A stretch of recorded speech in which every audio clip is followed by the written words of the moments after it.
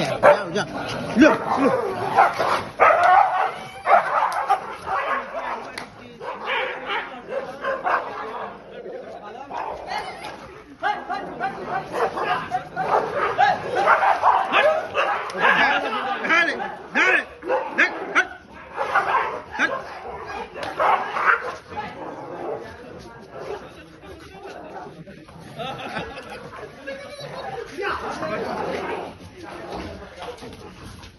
डाइट सुनी बोला तो छोड़ा दियो क्या